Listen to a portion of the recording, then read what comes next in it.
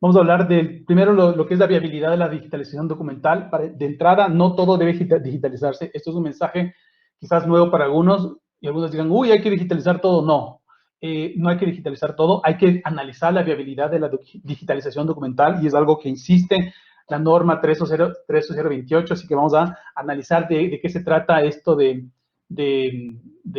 la viabilidad, ¿verdad? Antes de este tema vamos a hacer una pequeña introducción. Posiblemente el día de hoy avancemos hasta una primera parte de lo que la norma llama las buenas prácticas de digitalización, que son muy amplias, tocan 4 aspectos y luego varios subtemas. Y el día de mañana continuaremos con las buenas prácticas y luego avanzaremos rápidamente en lo que la norma llama recomendaciones para la nomenclatura de ficheros y metadatos, y pasaremos por algo que es fundamental en la norma, que es el control de calidad, y también dentro de esto incluye lo que se llama los perfiles de las personas que deben involucrarse en un proyecto de digitalización. Bien, este es un poco el proyecto o el contenido que vamos a trabajar en estos 2 días. Bien, sin más, voy a dar inicio ya formal a los temas y empezamos con el tema. Vamos a empezar con el tema 1, pero antes del tema 1, antes del 1 está el 0. Así que vamos a hacer algunas reflexiones importantes respecto a la digitalización y su importancia, ¿cierto? Es lo que yo he hablado o he llamado el tema 0, algunas breves reflexiones. Y mi pregunta es, ¿ustedes creen que la digitalización es una opción? O sea, realmente tenemos que preguntarnos, ¿yo debo digitalizar ciertas cosas? ¿Tengo que digitalizar en mi vida? ¿Realmente la vida digital es una opción? La pregunta es, ¿debo no digitalizar o involucrarme en esta sociedad digital? O la pregunta es, ¿cuándo debo empezar a digitalizar? Y quizás las respuestas sean variadas. Y lo que quiero hacer es que, inevitablemente, a pesar de nosotros, a pesar de lo que podamos pensar, el mundo es cada vez más digital. Este desastre sanitario, esta pandemia que es muy grave, lo único que ha hecho es acelerar la digitalización del mundo y la digitalización de todos los aspectos, de aspectos que incluso pensábamos que no eran tan necesarios: la digitalización de la salud, la digitalización del trabajo, la digitalización del comercio, la digitalización de la educación. Desafortunadamente se ha hablado mucho de la transformación digital y otros términos que se han acuñado que han terminado siendo solamente clichés, porque todo el mundo hay que digitalizarse, hay que transformarse digitalmente. Y la verdad que para este año, cuando empezó este mal y en este primer trimestre, ninguna de las personas y la mayoría de las instituciones estábamos preparados. De alguna manera tenemos el privilegio de tener este tiempo de espera, de incertidumbre, pero también creo que puede ser de optimismo, y creo yo que de reflexión y de preparación. Los profesionales que estamos involucrados en las áreas de las ciencias de la información, de la informática, de la archivística, de la bibliotecología en general, tenemos que ser responsables y tenemos la obligación de prepararnos, porque no podemos solamente remitirnos o responder por archivos en soporte físico. La mayoría de los documentos, casi su totalidad, hoy por hoy se generan en formato digital, nacen en formato digital. Y los llamados a preservar, a valorar, a gestionar ese patrimonio documental nuestro, de nuestras instituciones y del mundo, somos nosotros. Así que tenemos la responsabilidad profesional de prepararnos. Me parece muy bien y me alegro mucho la cifra de que casi un 60% de las personas que están aquí han participado en proyectos de digitalización. Desafortunadamente, mi experiencia involucrándome en proyectos de digitalización, el primer proyecto de digitalización en el que nos involucramos fue en el año 2008, y hace 12 años fue que no había experiencia, se ha improvisado mucho. Las normas que les voy a presentar, algunas son relativamente nuevas. Por ejemplo, la norma ISO, esta 13028, fue aprobada en el año 2010. Adoptada por algunos países en diferentes años, por ejemplo en España en el 2011, en el Ecuador en el 2014. Pero si uno dice aplicada, yo creo que son muy pocas las instituciones que están aplicando, que están siguiendo estas directrices y están haciendo de manera responsable estos procesos. Entonces, como les decía, a pesar nuestro, el mundo es digital y el mundo se digitaliza rápidamente. Ustedes no sé si pueden distinguir, esta es una foto que se utiliza mucho, a lo mejor si pueden hacer zoom. Para las personas, por cierto, que quieren que están un poco impacientes, que me están preguntando si es que vamos a compartir si vamos a compartir las presentaciones, vamos a hacerlo. Pero de todos modos, si les interesa alguna diapositiva, ustedes solamente tienen que ir, si están en la computadora, ir sobre la lámina que se está presentando, ponen botón derecho y graban la imagen. Así que, si de entrada les pareció interesante una diapositiva, tómenla. Es una información libre, pública, gratuita, así que igual les vamos a entregar mañana. Pero para las personas impacientes, se pueden copiar alguna diapositiva que les pueda interesar. Yo les aconsejo que más bien pongan atención al contenido y a la explicación, y mañana, si quieren, lo vuelven a hacer. Ya sé que estamos aburridos algunos en casa y a lo mejor se van a repetir el fin de semana otra vez esta presentación, así que, bueno, no importa, les vamos a entregar esta información. Como les decía, esta imagen es muy utilizada y se refiere al año 2005, cuando se designó como Papa Benedicto XVI. Miren, las personas que estaban ahí en la plaza de Roma, esperando a que salga humo blanco, miren todas las personas ahí con expectativa, y hay unas monjitas y tal. 8 años después, en el 2013, sí ven la diferencia. En la misma Plaza de Roma, en la elección de Francisco I, ¿cuál es la diferencia? ¿Qué es lo que ven ustedes? Que todos tenían un celular, todos querían tomar una foto de Papa porque todos tenían un teléfono móvil. Si uno haría este mismo ejercicio y ahora en el 2020 habría otra elección del Papa, ¿ustedes qué creen? ¿Cuál creen que sería la situación? Seguramente muy parecida al 2013, pero seguramente la gente no va a tomar solamente fotos, estaría grabando videos, estaría haciendo unos videos en vivo en Facebook, en Instagram Video, se estaría tomando a lo mejor selfies con el Papa. Y entonces lo que quiero decir es que ha habido una explosión impresionante, primero de dispositivos y segundo de aplicaciones y de interacción con estas aplicaciones. Y ese mundo se digitaliza rápidamente. Hace poco más de 10 años recién salió YouTube, hace poquito más de 10 años empezaron las redes sociales, hace menos de 10 años no teníamos WhatsApp, y es algo que digamos que lo estamos haciendo omnipresente y se ha hecho, realmente se ha hecho cotidiano el uso de estas herramientas. Enfocándonos un poco ya en el tema de lo que sabemos, hoy en día nuestro patrimonio documental nace en formato digital. Esto es una aseveración fuerte y contundente. Prácticamente no hay patrimonio documental que nazca en formato físico. Mucho de nuestro patrimonio documental sí está en formato físico porque nosotros lo imprimimos. Pero ¿cuántos de ustedes generan documentos, formularios, informes, todo tipo de tipología documental en una máquina de escribir? Yo creo que prácticamente nadie. Yo voy a tener que decir que el 99% se genera a través de una computadora. Nace en formato digital. No siempre se queda en formato digital y eso es un problema porque genera archivos híbridos porque están en formato digital y están en formato impreso. Y es algo que también toma muy en serio esta norma respecto a recomendaciones respecto a los archivos híbridos. Pero realmente mucho de nuestro patrimonio o la totalidad de nuestro patrimonio documental está en formato digital. Y esto es una verdad clara, ¿verdad? Entonces, ¿por qué es importante la digitalización? ¿Por qué es importante trabajar en los temas de gestión documental? Por esta razón.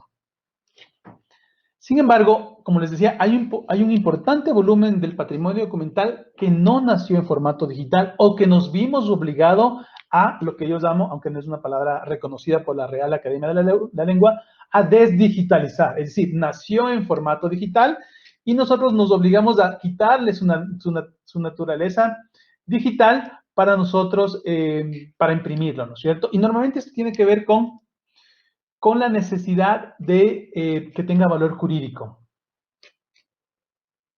¿Sí? Es decir, imprimimos los documentos para firmarlos. Y quizás es otra, no, esta norma no toma este aspecto, pero es algo que en general en el mundo y ahora mismo, con la obligación que tenemos de no movilizarnos, se está trabajando mucho en el mundo respecto a la validez jurídica de los documentos electrónicos. Está claro que la mayoría de países en el mundo y en América Latina tiene ya leyes de firma electrónica y mensajes de datos, algunos por casi 20 años. En el Ecuador, desde hace 18 años, tenemos una ley que establece y da plena validez a los documentos electrónicos. Sin embargo, hay un tema, un desafío muy grande, y es que en general las personas no utilizamos certificados de firmas electrónicas.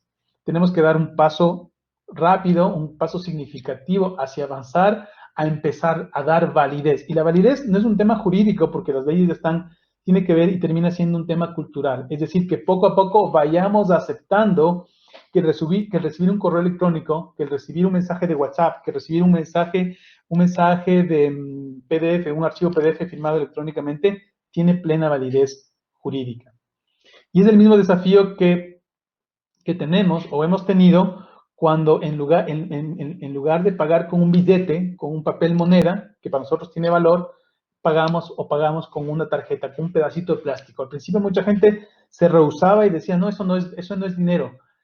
Esta convención social, cultural y económica de decir, este pedacito de papel, este pedacito de plástico tiene valor monetario, si todos nos ponemos de acuerdo y al final funciona porque después de un mes me pagan o al final me debitan, es una convención social y es plenamente aceptado. Lo mismo pasa con los documentos electrónicos. No es un tema legal, ni siquiera tecnológico, es un tema cultural. Entonces, como les decía, ¿por qué desdigitalizamos mucho de nuestro patrimonio? Por este requerimiento. Y algunos me dirán, sí, lo que pasa es que la ley está obligando a que se impriman cosas. Y es cierto, hay mucha contradicción normativa. En el Ecuador, por ejemplo, dice la ley, esta ley es modelo para todos los países, porque fue propuesto por las Naciones Unidas en el año 99, en año 99-2000, es que dice que todos los mensajes de datos, es decir, todos los documentos electrónicos tienen la misma validez que un documento físico, ¿sí? Entonces no depende tanto del tema legislativo. Sin embargo, hay algunas leyes que dicen que, por ejemplo, a nivel judicial, a nivel de contrato, y además deberá constarse por impreso, no sé, un tipo de contrato, un tipo de instrumento público, etcétera, etcétera. Pero en general, ya existe el marco regulatorio para que no tengamos que desdigitalizar.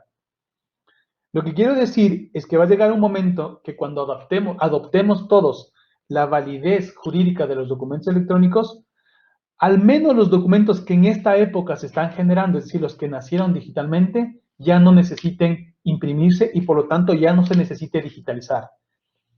El proceso de digitalización, por lo tanto, algún momento, quizás en un futuro cercano, ya no va a ser necesario. Y está bueno, porque el proceso, como vamos a ver, el proceso de digitalización es un proceso relativamente complejo, si se lo quiere hacer bien, y es caro, ¿no es cierto? Entonces, no tiene mucho sentido crear un documento electrónico, gastar dinero en papel y tóner para imprimirlo y luego gastar dinero para digitalizarlo. Es una contradicción y es algo que ojalá lo podamos ir solventando, ¿no es cierto? Ir superando en el futuro. Entonces, la premisa es que este patrimonio documental, pongo nuevamente con énfasis, con negritas, patrimonio documental, ya voy a explicar lo que es el patrimonio documental, que es un concepto muy interesante, que no está en formato digital, podemos digitalizarlo. Y la pregunta ahí es, había tachado yo podemos, porque la pregunta es, ¿debemos digitalizarlo? ¿Ustedes creen que el patrimonio digital debemos digitalizar? No podemos. De poder todos podemos, pero tenemos la obligación de digitalizar. Para saber si es que debemos o no debemos, realmente la pregunta que debemos hacerlo es, como yo digo, empecemos por el principio. Yo no tengo la respuesta si debemos o no debemos. De hecho, esa puede ser una decisión personal y es una decisión institucional. Les voy a contar, para ponernos como todos en la misma página, les voy a compartir a ustedes un poco, algunas definiciones que nos da la UNESCO. La UNESCO ha sido un actor muy importante en estos temas. Como les digo, yo me involucré en el tema de archivística y gestión documental en el año 2006, cuando la UNESCO me contrató como consultor para validar las directrices de preservación del patrimonio digital. Y claro, define el patrimonio documental como un documento que documenta, y así dice la definición, que documenta, o consigna algo con un propósito intelectual deliberado, ¿cierto? El patrimonio digital comprende elementos movibles que consistan en signos, códigos, sonidos o imágenes, que sean conservables. Por lo tanto, los elementos y los soportes son elementos inertes, ¿cierto? Un tatuaje no es un documento, si está en una persona. Un documento que esté en una hoja viva no es un documento. Entonces, de entrada, soportes inertes. Si está en una piedra es un documento. Si está en un cuero es un documento. Si está en un papel es un documento. Si está en papel es un documento. Si está en un soporte digital, ¿es un documento? ¿Es inerte? Sí. ¿Es móvil? Sí. Así que también hay patrimonio documental digital. ¿Y qué es fruto? Aquí es una cosa muy importante. Es fruto de un proceso de documentación deliberado. Y esto es lo que diferencia a los documentos acumulados y al patrimonio documental. Si es que me preguntan a mí, personalmente, ¿creen que deberíamos obligatoriamente digitalizar nuestro patrimonio documental? Mi respuesta es un contundente sí. Si me preguntan, ¿creen que deberíamos digitalizar todos los documentos que tenemos personalmente o en la organización? Mi respuesta es un contundente no. Y entonces aquí es cuando entra el papel fundamental y clave de la gente que trabaja en archivo. Porque dentro de los procesos técnicos de la archivística es valorar los documentos. Está claro que un documento tiene un ciclo de vida. El ciclo de vida del documento incluye la valoración y la disposición final, ¿cierto? Es decir, los documentos tienen un valor administrativo en el tiempo. Y esos documentos, y algunos muy importantes, tienen un valor histórico y tienen que preservarse. Esos documentos que tienen valor patrimonial temporal o valor patrimonial permanente son los que debemos digitalizarlos. Hay documentos que ni siquiera son documentos de archivo y efectivamente a lo mejor no hay que digitalizarlos. Mucho más si muchos de esos documentos nacieron digitales. Así que documentos de soporte, documentos no archivísticos que a lo mejor proveen información, a lo mejor deberíamos dejarlos en formato digital y no imprimirlos y no volverlos a digitalizar. Entonces, quiero que tengan clara esa diferencia, ¿no es cierto? Nuevamente, si me preguntan, ¿hay que digitalizar todos los documentos? No, en absoluto. Es un proceso complejo, caro y no se justifica. Muchas veces no va a justificar. Si me preguntan, ¿hay que digitalizar nuestro patrimonio documental? Mi respuesta es sí, porque nuestro patrimonio tiene que ver con los documentos que constituyen un activo digital. Activo tiene una connotación de valor, es decir, aquello que es útil para nosotros a nivel personal, o es útil a nivel institucional, o es útil a nivel del país, o es útil para toda la humanidad. Ese es el patrimonio, puede ser un patrimonio global, mundial, patrimonio institucional o patrimonio personal. ¿Sí? Continuamos, entonces. Cuando digo patrimonio documental, entonces yo digo, hay una amplia gama de lo que deberíamos entender por patrimonio documental. Entonces voy a poner aquí un ejemplo. No sé si para ustedes es familiar esta imagen y si le pueden distinguir aquí en la parte izquierda está el texto de lo que dice en ese cuadrito. Ese cuadrito es una servilleta que se firmó en diciembre del año 2000. Se ven unos garabatos, se ven unas firmas que dice, les voy a leer, dice, en Barcelona el 14 de diciembre del año 2000, en presencia de los señores Minguel y Horacio Gaglioli, Charles Dexar, secretario técnico de Barcelona, se comprometen bajo su responsabilidad y a pesar de opiniones en contra, a fichar al jugador Lionel Messi siempre y cuando nos mantengamos en las cantidades acordadas. Para los amantes del fútbol y para los que no somos amantes del fútbol, porque yo no sé mucho de fútbol tampoco, nadie puede decir que no conoce a Lionel Messi, que sabes que es el jugador más importante del mundo, el mejor jugador del mundo, que siendo pequeño se fue a vivir a Barcelona. Quiso entrar a Barcelona. De hecho, se fue a probar primero en el Real Madrid. En el Real Madrid le dijeron, no, usted no tiene futuro, además no podemos pagar su tratamiento de crecimiento. El papá de Lionel Messi luego se fue al Barcelona, dijo, ¿qué les parece si le contratan en las ligas menores? Él tenía 13 años. Y dice, como dice ahí en la cartita, se reúnen en un restaurante, en una cafetería, dice, tenemos algunas dudas, de todos modos, del tratamiento, son casi $1000 que tenemos que pagar por este tratamiento de crecimiento porque tiene un problema de salud. Dicen, está bien, nos vamos a comprometer y se firma y este documento ahora está enmarcado y hace parte de la colección, muy importante, del Camp Nou, del estadio donde el Barcelona tiene su sede, ¿no es cierto? Alguien me dirá, ¿este es un documento que tiene validez o no tiene validez?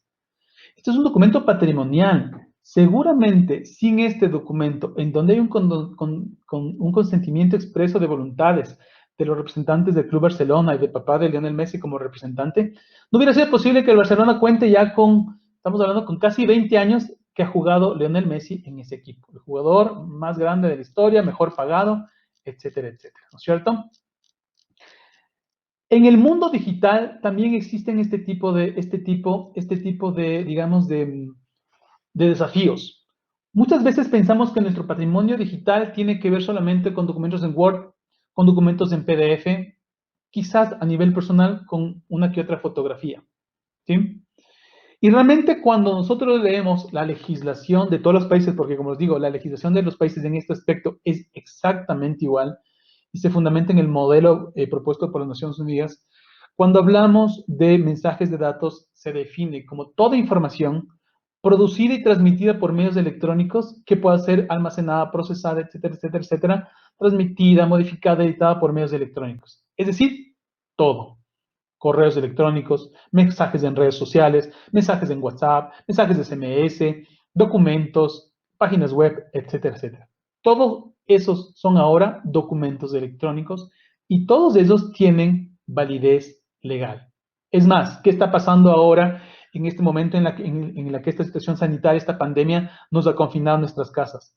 Los contratos se están haciendo electrónicamente y los contratos no son escribir un documento en Word, tomar una fotografía y hacer que se firme o que se ponga un garabato. No. El consentimiento que obliga un contrato tiene que ver muchas veces ahora con que se tome usted una fotografía, con que usted grabe una aceptación en video y mande por WhatsApp. Es lo que se llaman los videocontratos, por ejemplo, que están muy de moda. De hecho, yo he hecho ahora un par de contratos en donde, por ejemplo, un proveedor de servicios de telecomunicaciones me ha dicho, no hay problema, usted tómese una selfie con el contrato o grábese un video diciendo que acepta las condiciones. Eso es suficiente. En general, las leyes de comercio electrónico y en general las leyes de comercio de los países están poniendo cláusulas de aceptación de las partes. ¿Qué dice? Que cualquier cosa que se pongan entre las partes va a ser reconocido como aceptación. De hecho, si yo digo, danos un apretón de mano, va a ser el símbolo de que los dos aceptemos las condiciones, esa es la firma y ese es el consentimiento. Y eso funcionaba hace muchos años. La gente no firmaba cosas, la gente se comprometía a algo, se daba las manos y se cumplía.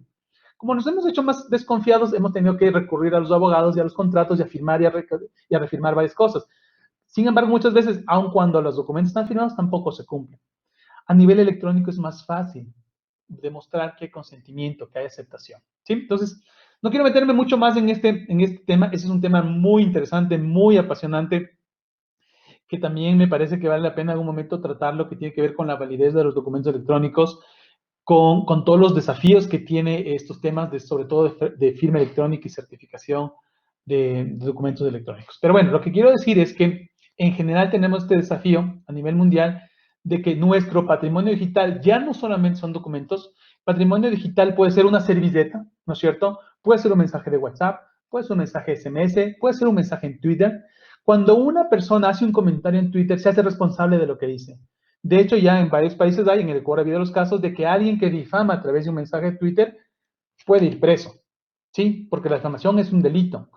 Y uno dice, pero solo yo escribí, no firmé. El momento de que uno genera un mensaje en Twitter o en Facebook con un usuario identificable, significa que se hace responsable de esta información.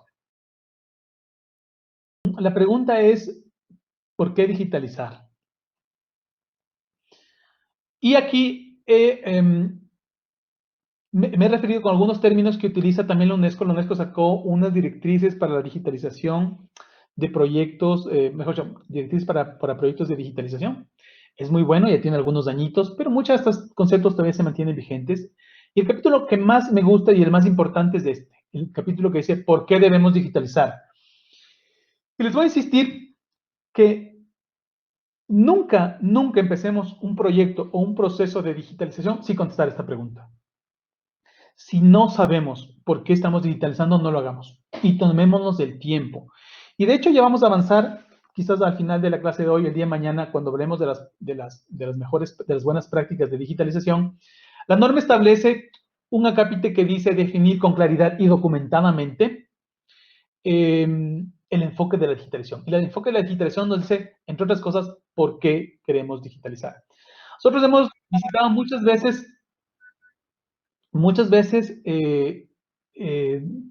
empresas e instituciones que nos dicen queremos digitalizar. Y claro, como consultores responsables que somos, le decimos, muy bien, ¿y por qué quiere digitalizar? Y la respuesta en el 80% es no sé, porque el gerente dijo, porque el director dijo, porque el ministro dijo, porque el secretario dijo. ¿Y por qué quiere digitalizar? No lo sabe. Muchas veces es por moda, porque oído, porque piensa que es importante. Muchas veces es porque la normativa le exige, le obliga. Dicen ser porque la superintendencia, porque el ministerio, porque la dirección general de no sé qué nos obliga, cuando muchas veces las instituciones tampoco tienen claridad de por qué están digitalizando. ¿Sí? Termino esta diapositiva y luego contesto a Camila Churuca, que nos ha hecho una pregunta, y ya vamos entrando en materia también de la norma ISO. Dice, ¿Qué nos dice la UNESCO respecto a por qué digitalizar? Básicamente son 3 razones que tal vez se puedan luego agrupar en 2 razones. Y la una es por un tema de acceso, ¿cierto? Y el tema de acceso puede tener 2 connotaciones. Por un tema de transparencia, es decir, la digitalización ayuda, contribuye, coadyuva a disponibilizar la información del gobierno y por lo tanto hacer más accesible la información. Es fundamental. Muchos países del mundo, de Latinoamérica, México, por ejemplo, es un pionero en esto, tiene leyes de acceso a la información. El Ecuador siguió los pasos de México y en el año 2004 tiene su ley de acceso a la información, de acceso a la información pública y de transparencia. Y de alguna manera obliga a poner mucha información en la web, en el Internet, y obviamente uno no puede poner información o documentos en la web si no los digitaliza, así que es una condición obvia de tener que digitalizar documentos si queremos disponibilizarlos en portales web. Entonces, el primer tema es por acceso. Y el acceso puede tener a su vez un fin de transparencia para democratizar el acceso, facilitar lo que se llama la reunificación virtual, es decir, que los documentos dispersos físicamente puedan agruparse. Ya vamos a hablar ahí de un tema, me voy a adelantar, a través de metadatos. Así que es muy importante y va a ser muy importante el tema de metadatos. Luego, por el tema de acceso también porque permite facilidades de recuperación de datos, la restauración digital y a través, por ejemplo, del reconocimiento de caracteres lograr mayor eficiencia. Entonces, las 2 primeros aspectos que menciona la UNESCO es útil o por qué debemos digitalizar si tenemos un objetivo de acceso, sea por transparencia o sea por eficiencia organizacional. Y el tercera opción sería por preservación, cuando los documentos están en peligro de daño o ya están dañados o queremos recuperarlos o el uso excesivo están causando daño. Es decir, si tenemos un documento patrimonial que por su uso puede dañarse, ese es un buen motivo, de una manera contundente o fuerte, de decir debemos digitalizar estos documentos. Así que cuando ustedes vayan a escribir un proyecto de digitalización, que es otra de las cosas que también menciona la norma, es importante documentar, ¿no es cierto? Todas las normas de ISO en general siempre hablan de la documentación. Necesitan documentar los proyectos, deben incluir este tipo de cosas. Quiero reflexionar ustedes sobre el uso de los llamados estándares, ¿no es cierto? Y entonces uno dice, ¿por qué uno debería emplear normas y estándares? Y tienen algunas razones. Básicamente, porque normalmente los estándares son reconocidos internacionalmente. Y entonces la pregunta sería, ¿por qué deberíamos emplear normas y estándares internacionales? Básicamente por lo que se llama neutralidad e independencia, porque no nos obliga a estar ligados a un solo tipo de fabricantes, equipos o proveedores. Es decir, siempre hacemos caso, siempre hacemos caso a ciertos estándares reconocidos internacionalmente, no vamos a depender de lo que nos diga o nos aconseje un equipo específico o un proveedor específico. Es decir, no hay peor cosa que iniciar un proceso de digitalización y tener un enfoque de tercerización, es decir, no hacerlo nosotros, sino contratar a otra persona o a un proveedor y decirle, usted digitalíceme como usted quiera o como le parezca. No. Nosotros estamos en la obligación de decir, queremos que nos digitalicen estos fondos documentales con estas características. ¿Sí? Poner acá, perfecto. Voy a quitar el audio, se me están llegando muchas preguntas y a lo mejor a ustedes les resulta un poco molesto. Son estos soniditos, esos pitiditos salían, es todas las preguntas que están haciendo y luego voy a revisar algunas para ver si puedo contestar en grupo.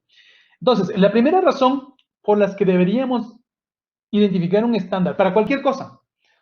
En general, la ISO tiene miles de estándares, desde cómo pintar, cómo preparar una pintura, de cómo diseñar, no sé, cosas, artefactos metálicos, de cómo hacer instalaciones eléctricas, de dónde poner un tomacorriente, de cómo digitalizar, de cómo calibrar un escáner. Hay normas para muchísimas cosas. De hecho, hay, no sé, más de una veintena de normas sobre tecnologías de información y específicamente sobre documentos electrónicos. Y lo segundo es porque si es que cumplimos normas, nuestros productos, nuestros documentos, nuestros sistemas van a ser interoperables. ¿Qué significa interoperable? Significa que se pueden comunicar con otros y pueden servir a lo largo del tiempo. No hay peor cosa, y ha pasado muchísimo, que hay empresas, instituciones que han contratado que se les digitalicen información